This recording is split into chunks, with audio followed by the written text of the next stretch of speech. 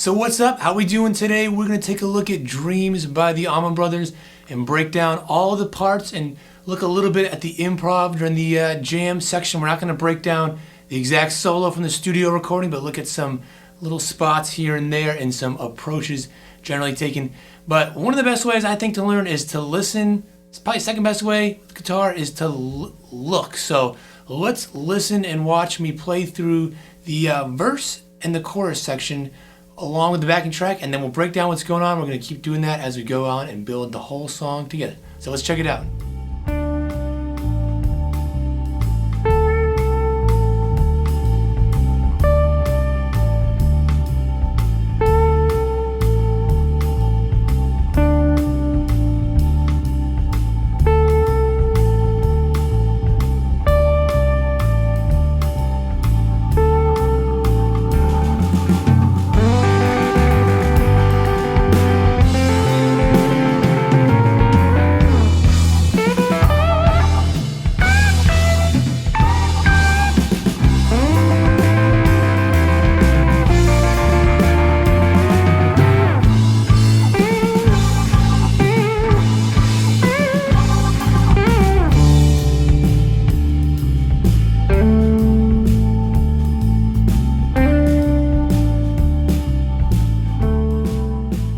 So this is an interesting tune because two reasons: that this is actually the first song that Greg showed the Allman Brothers when he had kind of his audition for the band, and kind of what sealed the deal apparently to get him in the band.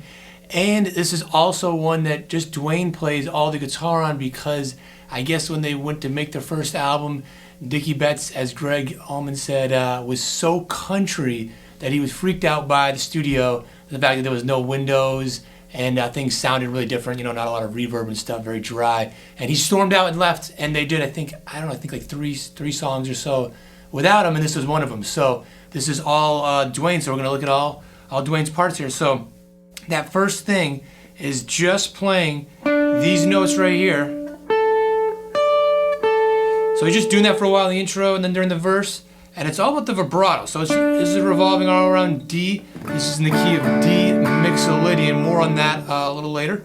But for now, he's just playing this D, right? 7th fret, 3rd string, up to the 5th, up an octave to the octave, D, and back to the A. So just those 3 different notes. And yeah, it's all about just getting it right in the groove there with your vibrato.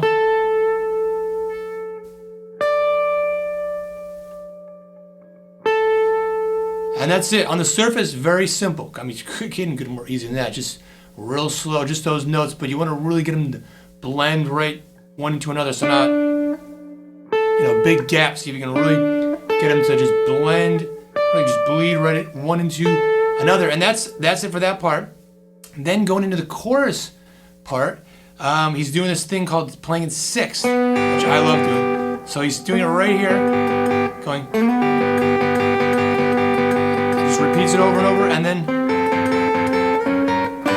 so it's just this. You can play it with these fingers or these fingers. Try out different ways if you're not used to this kind of playing at 6 like that. And then he's doing his lead thing up here, and this is kind of note for note from the studio one, the first time at least through his.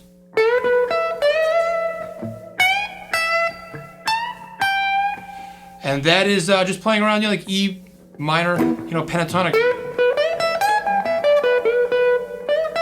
With some notes like that, or just that one note outside of the normal pentatonic scale. But it doesn't have to be exact every time. It's one of those things, it's just like improvising around some kind of bluesy licks in there. And then the second time, it does the same thing. Instead of starting with the 3rd fret here, you're on the 8th fret, so going on to C. This was going on to G. We'll get into the rhythm part in a second. And he's just doing the same thing up here. You can slide into it too. And this time he's just going. So just bending around these notes right here, and again, could be a little different each time, especially the live versions. But that's just the first time through in the studio album. He's doing those licks between those sections there and stuff. And then after, it goes into this little lick right here, just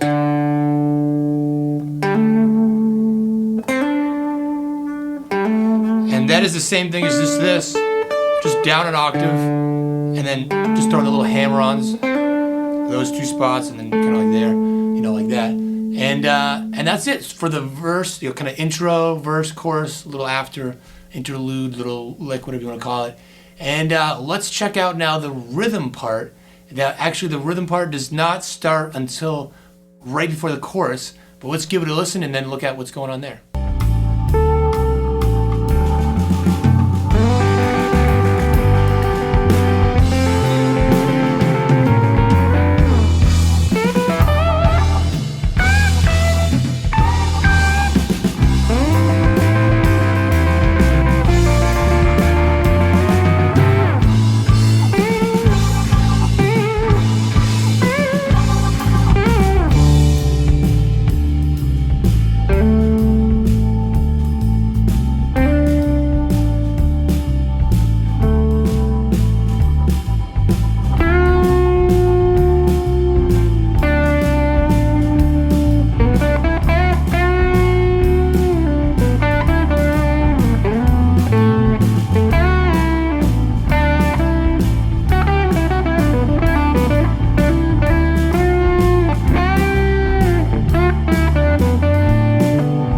So he comes in right here, just, and then goes into the chorus. So right before the chorus starts, and then he goes to do a G, and then F, and then E. But he's not really playing the whole E. He's just kind of just an E power chord up to this. A lot of people call this the Hendrix chord. It's an E7 sharp 9. Hendrix play it all the time. So it just goes back and forth. And it does the same thing up here.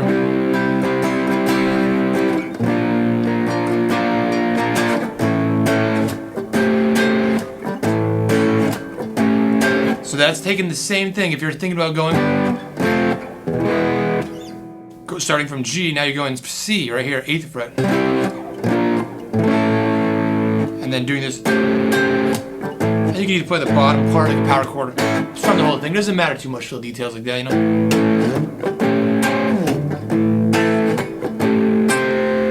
And you know, that's it for the rhythm part. And those two parts, you know, the lead and the rhythm there, of course, blend with all their stuff, you know, together so well. And then that little interlude after is actually the same. This part, to me, it sounds like they're playing both those. I would say he is playing just Dwayne, just those together. Obviously overdubbing this part afterwards. I'm not sure which one he would have done first. It almost sounds like he did probably the lead stuff first, maybe.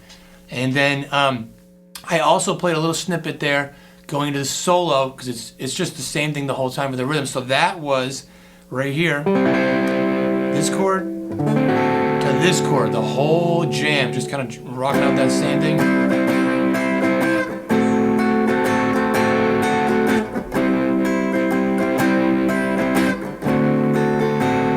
And what that's doing, that's playing this chord called a D11, but you can also think of it as a C. It's just a straight up the notes of a C chord, and then it goes to a D7 like that.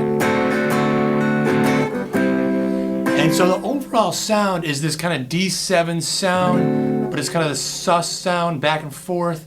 So it's like playing, you know, your D, D7, if you know your D sus, put those two together. Or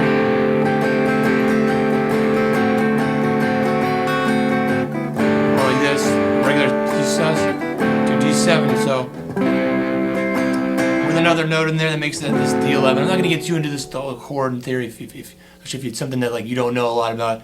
It can make some people's heads spin, right? But know though that the scale we're going to use for this is called a D Mixolydian sound, and it's the same thing as the D major scale,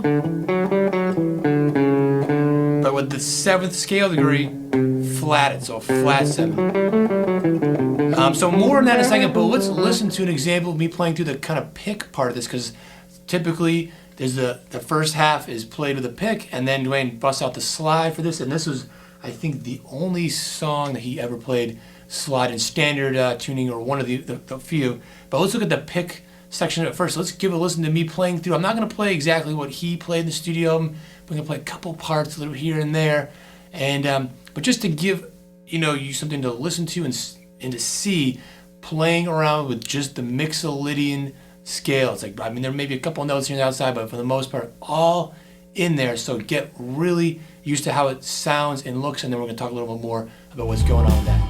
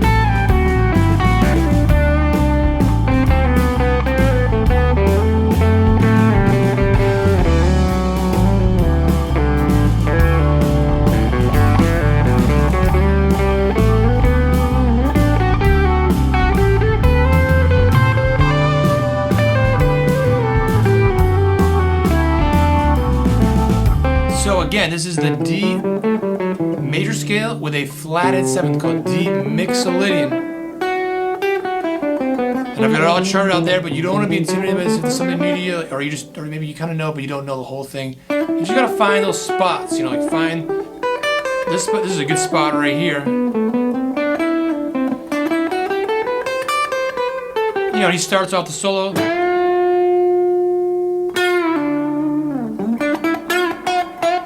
Just taking here's your D, right? This note right here, just bending it up, really holding it, and then throwing the other little spots of the scale, So it's a good spot to start out to work around with,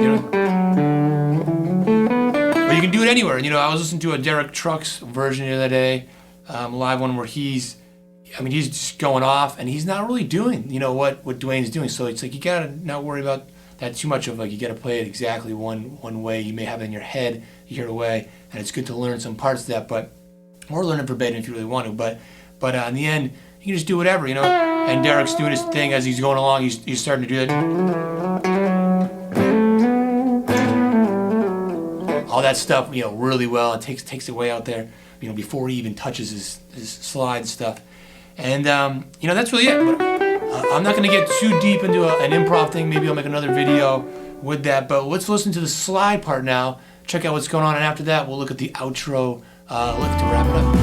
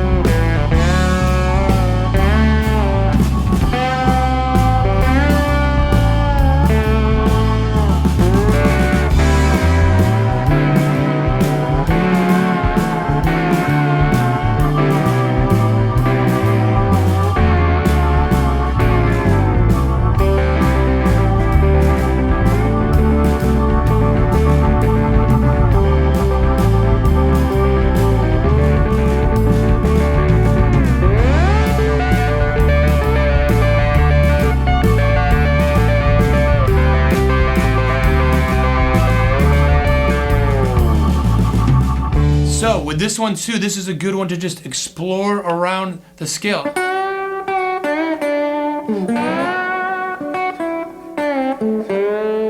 And you know, that sound that I was talking about, that D sus sound, D7 sound, one way to get that is by playing a D and then a C. I mean, that's again essentially it's playing, or you play the C first, you know, whatever.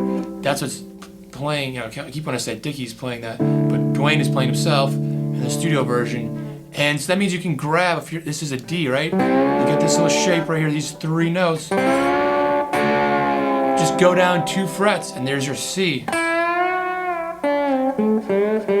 So that's really easy to have just 7th fret, those 3 strings, and then 5th fret. So there's a little box of 6 notes right there, all separated by 2 frets, you know? And then you can do the same thing up here. So. And you've got that. So that's a good thing to just, little area to just work around with. And again, do your thing or explore around further, you know? I'm not as used to playing slide snare tune. I used to do it when I started out, then I started doing open G, now I'm just all about open E, so it's a little different, and this guitar is actually not set up for slide at all. Actions are very low, but it, you know, works well enough. Any guitar you got, you can make it work. You don't have to like have it set up for slide. It certainly helps to do that, but I learned that over time, but it can still work here. But the one thing you want to have is, the one thing with the solo, I think no matter how much you do your own thing, is the ending is so key. No matter like singing Derek Trucks, take it way out there, he'll always bring it back to this spot right here. He knows he's always going to end up going back to that. And that's just, again, playing on the C chord, right? Which is this big vibrato. And then over D, just back and forth. And then it takes it up an octave, but this time switches it. It plays the D first and goes and picking through the notes. And instead of going back and forth, hangs on it longer, and then goes down to the C real quick, and then back up, and that's the end. And that's a good, you know, thing you can take away there is that again, D and C, and you can go back and forth, just really free. It doesn't have to be, you know, you're doing one or the other, or, you know, which version. And that's also when you're playing single note stuff. So mess around with that kind of stuff. You can get a lot of mileage out of just a little bit of stuff like that. But let's listen to the last part now, the main kind of lead part and of the outro lick, and then we'll do the other one and wrap it up with that.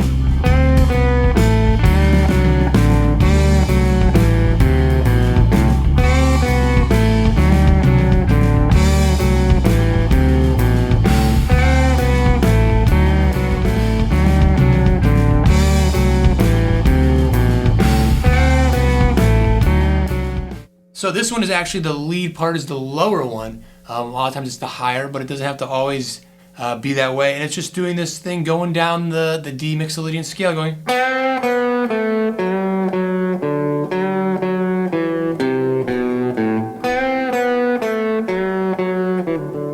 Oops. It does that 4 times, and the 4th time you're going down. It just adds an extra little hammer on, and it ends on that A. And then the other part here is doing it just up here and harmonizing it. So it's starting on a F sharp right here, 7th fret, going.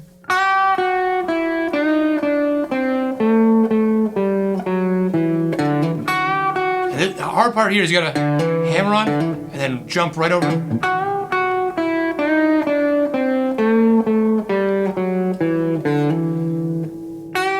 And the last time,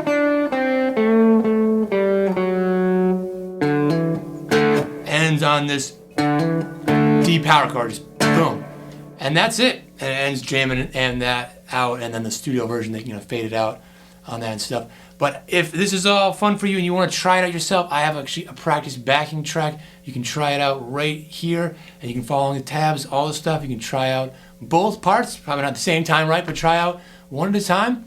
See what you like. Actually, I got the rhythm part on there, but try the lead part on it yourself and have fun with it. And I'll see you in the next video.